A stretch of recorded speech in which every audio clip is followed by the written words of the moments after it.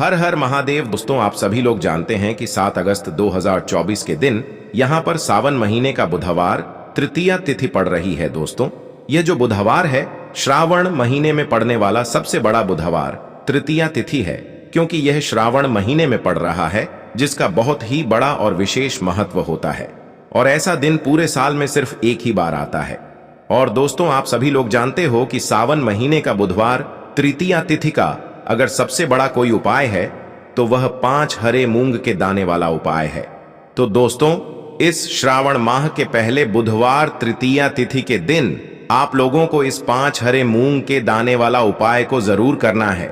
बहुत सारे लोग होंगे जिन लोगों ने इस उपाय को न किया हो, मतलब पूरा साल निकल गया और उन्होंने किसी भी दिन इस 5 हरे मूंग के दाने वाला उपाय को ना किया हो। पर दोस्तों, आपके पास एक आखिरी मौका बचा हुआ है, जो कि 7 अगस्त 2024 सावन महीने का बुधवार तृतीया तिथि के दिन। तो इस दिन आप लोगों को इस वाले उपाय को जरूर कर लेना है। भले ही आपने पूरे साल भर अभी तक इस उपाय को ना किया हो, पर अगर आपने इस श्रावण महीने के बुधवार तृतीया तिथि के दिन अगर इस वाले उपाय को कर लिया तो आपको इस उपाय को करने का वह फल मिलेगा जिसकी आपने कभी कल्पना भी नहीं करी होगी। इसीलिए आप लोग इस वाले उपाय को एक बार जरूर कर लेना, ताकि आप लोगों के हाथ से यह मौका ना जा सके और आपको इस उपाय को करने का फल मिल सके। दोस्तों, यह उपाय पंडित जी ने अपनी अभी की ही शिव महापुराण की कथा में बताया है, जिस उपाय को आज हम आपको बहुत अच्छे से समझाने वाले हैं। इस वीडियो को देखने के बाद इस उपाय को समझने के लिए आपको कोई और वीडियो को देखने की जरूरत नहीं पड़ेगी। तो चलिए दोस्तों, उपाय को शुरू करते हैं। देखिए, यह श्रावण महीने के 7 अगस्त 2024 सावन महीने का बुधवार तृतीया तिथि के दिन यह इतना खास होता है, इतना महत्वपूर्ण होता है। देखा है, कभी कभी बड़े बड़े पूजा पाठ अनुष्ठान से जो मनोकामना पूर्ण नहीं होते, वह श्रावण महीने के दिन एक छोटे से उपाय करने से ही आपकी मनोकामना पूर्ण हो जाती है। और बहुत सारे लोगों ने इस उपाय को किया भी है और उनको इस उपाय को करने का फल भी जरूर मिला है। अगर आप लोग भी इस उपाय को करना चाहते हैं तो आप इस उपाय को पहले अच्छे से समझ लेना, सुन लेना, उसके बाद करना। आपको इस उपाय का फल जरूर मिलेगा। और इस उपाय को कर लेने से आपके घर में चाहे किसी भी प्रकार की दुख और समस्या क्यों ना चल रही हो, आपको उसका कारण भी नहीं पता है कि भाई ये समस्या किस कारण से चल रही है, उसका कुछ भी कारण हो सकता है, जैसे पितृ दोष हो सकता है या किसी भी तरह का मंगल दोष भी हो सकता है। तो इस दिन आप लोगों को 5 हरे मूंग के दाने वाला उपाय कर लेना है। ये एक ऐसा उपाय है जिस उपाय को अगर किसी विशेष दिन पर किया जाए तो भाई उस विशेष दिन का जो है वह तो हमें मिलता ही मिलता है। पर हमने उस दिन पर इस उपाय को किया है तो हमें उससे भी बड़ा फल मिलता है, और फल बहुत जल्दी मिलता है, क्योंकि आप इस उपाय को बहुत ही बड़े और विशेष दिन पर कर रहे हो। तो चलिए अब उपाय के बारे में बात करते हैं। लेकिन उससे पहले आप लोगों को यह जानना आवश्यक है कि आखिर यह उपाय किस समय करना है, किसको करना है और कैसे करना है। तो चलिए हम आगे आपको वीडियो में एक एक करके बता देते हैं।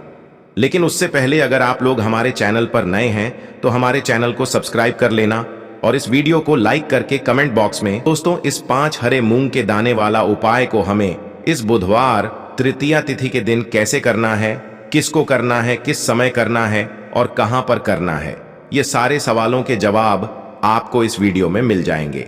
और जो ये वीडियो देखेगा भाई, उसको 5 हरे मूंग के दाने वाला उपाय जरूर करना चाहिए, क्योंकि इस दिन 5 हरे मूंग के दाने का भी बहुत ही बड़ा और विशेष महत्व होता है। और जब बात आ जाए 5 हरे मूंग के दाने की, तो यह सोने पे सुहागा वाली बात हो जाती है और यह एक बहुत ही बड़ा उपाय हो जाता है इस श्रावण सावन महीने का बुधवार तृतीया तिथि का। तो अब दोस्तों, इस 5 हरे मूंग के दाने वाला उपाय को आखिर करना किसको है, सबसे पहले हम लोग वह बात जान लेते हैं। तो देखो, घर की जो बड़ी माताएं बहनें होती हैं, उन माताओं बहनों में से कोई भी एक बड़ी माता बहन इस वाले उपाय को कर सकती है। और दोस्तों, अगर आप चाहे तो अपने घर में से सभी सदस्यों को भी इस उपाय को करवा सकते हैं। अगर किसी व्यक्ति की खुद की कोई मनोकामना है, खुद की कोई दुख और परेशानी है जो कि वह अपने लिए ही करना चाहता है इस वाले उपाय को, तो वह खुद अपने लिए भी कर सकता है। बाकी अगर कोई घर में से ऐसा है जो कि अपने पूरे घर परिवार की सुख और शांति के लिए यह वाला उपाय करना चाहता है, तो भाई वह भी कर सकता है। उसमें भी कोई दिक्कत वाली बात नहीं है। कहने का मतलब यह है कि इस उपाय को हर एक सदस्य भी कर सकता है और पूरे घर परिवार के सदस्य के लिए घर की बड़ी माताओं बहनों में से कोई एक माता बहन भी कर सकती है। माताएं बहनें अगर घर में उपस्थित ना हो या वह यह वाला उपाय ना कर पा रही हो तो फिर घर का कोई बड़ा सदस्य भी इस 5 हरे मूंग के दाने वाला उपाय को कर सकता है, चाहे फिर वह पुरुष ही क्यों ना हो। उसमें कोई भी दिक्कत वाली बात नहीं है। 5 हरे मूंग के दाने वाला उपाय को आखिर इस उपाय को हमें किस समय करना है? सुबह के समय करना है कि शाम के समय करना है? तो देखो, इस वाले उपाय को आप लोग सुबह के समय भी कर सकते हो और शाम के समय प्रदोष काल में भी कर सकते हो। अब अगर आप पूछो कि भाई सबसे उत्तम समय कौन सा रहेगा इस 5 हरे मूंग के दाने वाला उपाय को करने का, तो हम आपसे बस यही कहेंगे कि इस उपाय को आप सुबह के समय करेंगे तो ज्यादा बेहतर होगा। बाकी अगर प्रदोष काल शाम के समय भी करेंगे तो भी अच्छा होगा, उसमें कोई भी दिक्कत वाली बात नहीं है। तो अब दोस्तों, जो अगली सबसे बड़ी और महत्वपूर्ण बात आती है वह यह आती है कि सुबह अगर हम उपाय को करेंगे तो हमें कितने बजे से लेकर कितने बजे तक के बीच में करना है, और शाम के समय प्रदोष काल में करेंगे तो हमें कितने बजे से लेकर कितने बजे के बीच में करना है।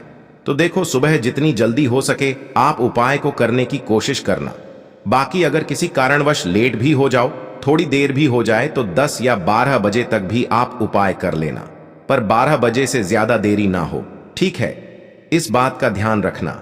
उसके बाद में दोस्तों, अगर शाम के समय प्रदोष काल की बात करें, प्रदोष काल का जो समय होता है वह शाम के 6 बजे से शुरू हो जाता है। मतलब शाम के 6 बजे से लेकर 7 बजे के बीच का जो समय होता है यह समय प्रदोष काल का समय होता है। पर अभी जो मौसम चल रहा है, इस मौसम में जो है शाम बहुत देरी से होती है, तो आप इस उपाय को 7 या 8 बजे के बीच में भी कर सकते हो। मतलब शाम के 6 बजे से रात 8 बजे के बीच में आप कभी भी इस वाले उपाय को कर सकते हो, उसमें कोई भी दिक्कत वाली बात नहीं है। देखिए, कल बुधवार की तृतीया देती है। सबसे पहला उपाय जो होगा वह 5 हरे मूंग के दाने ने से उपाय होगा। बहुत ही प्यारा सा उपाय है।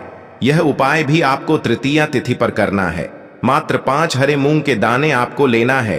हरे मूंग के दाने खंडित नहीं होने चाहिए, विशेष इस बात का ध्यान रखना है, ठीक है? देखो, हमेशा ध्यान रखना, हरे मूंग के दाने जब भी हम भगवान शिव के निमित्त हम उपायों में उपयोग करते हैं तो यह हमारे घर के बुद्धि ज्ञान विवेक को ही बढ़ाते हैं।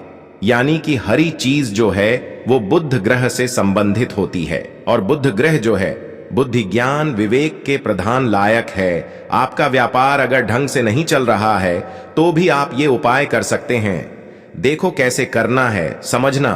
देखिए, सबसे पहला जो हरा मूंग का दाना है वो आपको भगवान शिव के सीधे तरफ, जहां पर गणेश जी का स्थान होता है, हम सभी को पता है, इस यहां पर गणेश जी के स्थान पर आपको पहला हरा मूंग का दाना रखना है। ओम गण गणपति नमः या श्री गणेशाय नमः का 11 बार जाप करना और हरा मूंग का दाना रखना, और थोड़ा सा तांबे के पात्र के अंदर जो जल है, थोड़ा सा जल जो है वो गणेश जी वाले स्थान पर आपको अर्पित करना है, थोड़ा सा, बिल्कुल ठीक है।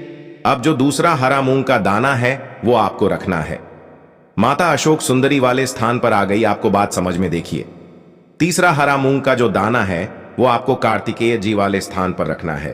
अब जो चौथा हरा मूंग का जो दाना है वो आपको क्या करना है, जो नंदी जी है ना, नंदी जी का जो सीधा पैर उठा हुआ रहता है ना, वहां पर अपनी कामना करते हुए आपको चौथा हरा मूंग का दाना नंदी जी के सीधे पैर के वहां पर आपको अर्पित कर देना है। अब पांचवा हरा मूंग का दाना जल के पात्र के अंदर डालना और भगवान शिव के शिवलिंग पर बुद्धेश्वर महादेव के नाम से अर्पित कर देना। बस इतना सा उपाय करना आपके जीवन में। अगर आपके बच्चे जो हैं बुद्धि ज्ञान विवेक की उन्हें कामी है, अगर बच्चे ये उपाय कर सकते हैं तो बहुत ही अच्छी बात है। व्यापारी भी ये उपाय कर सकते हैं, क्योंकि व्यापार की वृद्धि के लिए भी बुध ग्रह को मजबूत करना बहुत जरूरी होता है। तो यह उपाय आप कर सकते हैं। तो इस प्रकार से ये उपाय आप कर सकते हैं। सुबह से लेकर के रात्रि तक जब आपकी इच्छा हो तब आप ये उपाय कर सकते हैं। यह हो गया पहला उपाय। अब हम बात करते हैं दूसरे उपाय की। यह उपाय है तुलसी जी की लकड़ी से दीप दान करना। देखो, सावन का पवित्र महीना चल रहा है, दीप दान का विशेष महत्व होता है, तो इसीलिए आपको दीप दान करना है। सावन महीने का बुधवार तृतीया तिथि पर व तुलसी जी की पूजन के लिए विशेष होता है। लेकिन आज का ये जो उपाय है ना, वह सबसे ज्यादा सर्वश्रेष्ठ है। कहते हैं कि 1000 दीपक लगाने से अच्छा है एक दीपक लगाओ, लेकिन शुद्ध दीपक लगाओ। उसी प्रकार से हम 1000 दीपक नहीं लगाएंगे। कल दीपक हम भले एक लगाएंगे, लेकिन वो दीपक शास्त्रों के अनुरूप लगाएंगे। तो देखो, बहुत ही प्यारा सा आपको क्या करना है। तुलसी जी की जो लकड़ी होती है, जो सूख जाती है, उस लकड़ी से आपको थोड़ी सी लकड़ी उसमें से निकालना है। ठीक है, अगर गिरी हुई लकड़ियां हैं तो गिरी हुई लकड़ियां ले लीजिए, नहीं तो सूखी लकड़ी जो होती है ना, वो आपको तोड़ लेना है। ठीक है, सूखी लकड़ी तोड़ लेना। उसके बाद क्या करना, जैसे कि बहुत जगह क्या होता है कि जो बीज होते हैं, तुलसी के जो बीज हो जाए हैं, मंजरी होती है ना, वो भी उग जाती है। तो मंजरी आप निकाल लें और उसकी जो डंडी होगी उसका भी उपयोग आप कर सकते हैं। मात्र एक डंडी आपको लेना है। ठीक है, अब यहां पर समझना, एक माटी का दीपक लेना, उसके अंदर घी भरना। अब ये जो लकड़ी है, लकड़ी के ऊपर आपको लंबी बाती जो है वो आपको पूरी लपेट है। उसके बाद ये जो बाती है और ये जो लकड़ी है, ये आपको घी में डुबो देना है और इसका दीपक तैयार करना है। देखो, सावन महीने का बुधवार तृतीया तिथि पर तुलसी जी की लकड़ी का दीपक सबसे ज्यादा सर्वश्रेष्ठ माना जाता है। कहते हैं कि इससे जन्म जन्मांतर के पाप नष्ट हो जाते हैं। करना क्या है, यह दीपक आपको आपके घर में भगवान विष्णु के फोटो के सामने आपको अर्पित करना है। देखिए, भगवान विष्णु की फोटो हो या भगवान विष्णु के जो भी अवतार हैं, उनके सामने भी आप यह दीपक प्रज्वलित कर सकते हैं। आज तुलसी जी की लकड़ी का जो दीपक का जो उजाला है, जो प्रकाश है, वो भगवान विष्णु के ऊपर पड़ना चाहिए। अगर इस प्रकार से आप दीपक लगाते हैं, भगवान विष्णु की इस दीपक से आप आरती करते हैं, तो आपकी आत्मा को वापस से पृथ्वी पर जन्म नहीं लेना पड़ता। जो भी दीपक यह लगाता है, उस आत्मा को गोलोक धाम में उसका जन्म होता है और जन्म जन्मांतर के पाप जो होते हैं वो नष्ट हो जाते हैं।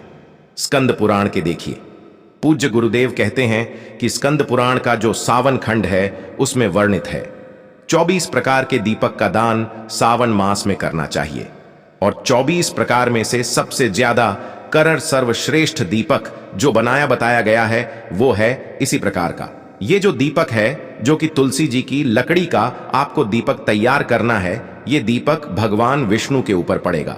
ओम नमो भगवते वासुदेवाय का 108 बार कम से कम जाप करें। देखो, सावन मास में ओम नमो भगवते वासुदेवाय का जाप करने मात्र से महालक्ष्मी बहुत प्रसन्न होती है। तो विशेष ध्यान रखना, ये उपाय आपको कल के दिन बुधवार तृतीया तिथि पर करना है। ध्यान रखना, ये जो दीपक है, या तो आप सूर्योदय के पहले जला लीजिए या तो आप सूर्यास्त के बाद जला लीजिए।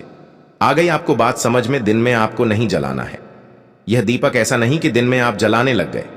देखो, बुधवार तृतीया तिथि पर आप लकड़ी निकाल सकते हैं और रात में आप यह उपाय कर सकते हैं, लेकिन दिन में दीपक को आपको प्रज्वलित नहीं करना है। अगर आप कर भी दोगे ना, तो उसका कोई फायदा नहीं होने वाला है, क्योंकि सावन मास में दीपदान का रात्रि में ही विशेष महत्व होता है। देखो, चूक मत जाना, क्योंकि चूक जाओगे तो फिर अगले साल नंबर आएगा। इसीलिए सावन मास की बुधवार तृतीया तिथि है, खास से जरूर इस उपाय को करना है। ये हो गया दूसरा उपाय। अब हम बात करते हैं तीसरे अंतिम उपाय की, विशेष उपाय की बच्चों के लिए। यदि आपके घर में आपके जो बच्चे हैं वो पढ़ाई लिखाई में कमजोर हैं, तो आप ये उपाय कर सकते हैं। यदि आपके जीवन में बहुत ज्यादा उदासी है, यानी कि आपका किसी भी कार्य में मन नहीं लगता है, आप सुस्त सुस्त रहते हैं, या घर का कोई भी ऐसा व्यक्ति है जो सुस्त रहता हो, जिसको जीवन में बहुत ज्यादा परेशानियां हैं, चाहे व्यापार से जुड़ी कोई परेशानियां हैं, चाहे पढ़ाई लिखाई से जुड़ी कोई परेशानियां हैं, चाहे घर संबंधित कोई परेशानियां हैं, तो वो सारी परेशानियों को भी दूर करने के लिए, साथ ही साथ जो लोग उदास रहते हैं, जिनमें शक्ति नहीं है, तेज नहीं है, प्रकाश पुंज नहीं है, यानी कि वो कुछ भी उनको अच्छा नहीं लगता है, अगर रोग से ग्रसित हो, तो उन लोगों को भी ये उपाय करना चाहिए। देखो, पहला उपाय बहुत ही प्यारा सा उपाय है। आपको क्या करना है, एक तांबे का पात्र लेना है। ठीक है, तांबे के पात्र के अंदर जल डालना है। ठीक है, और उसी जल के अंदर आपको एक टुकड़ा गुड़ का डालना है। अब देखो, आप तांबे के पात्र के अंदर गुड़ का प्रयोग कर सकते हैं। ठीक है, उपाय के लिए आप प्रयोग कर सकते हैं।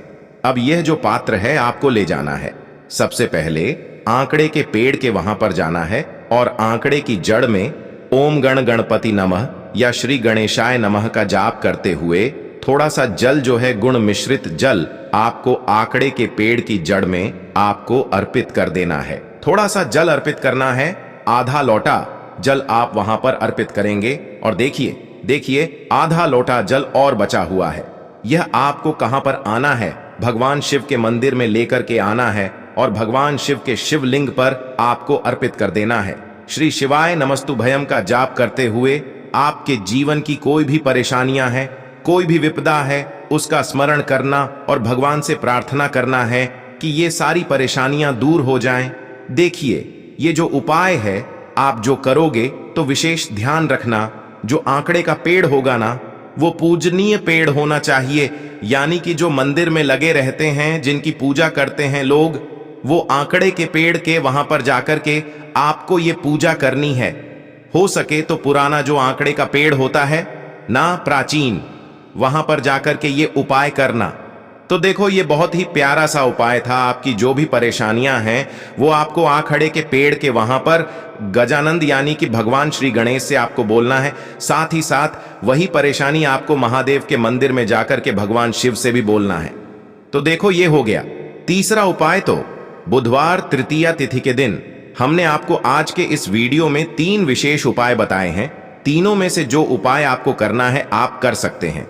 देखो तुलसी जी की लकड़ी का दीपदान तो विशेषकर करना ही करना है, ठीक है। तो दोस्तों यह थे पूज्य गुरुजी द्वारा बताए गए कुछ बहुत ही खास उपाय। अगर आपको जानकारी अच्छी लगी हो तो वीडियो लाइक करिएगा। मिलते हैं फिर एक नए वीडियो के साथ।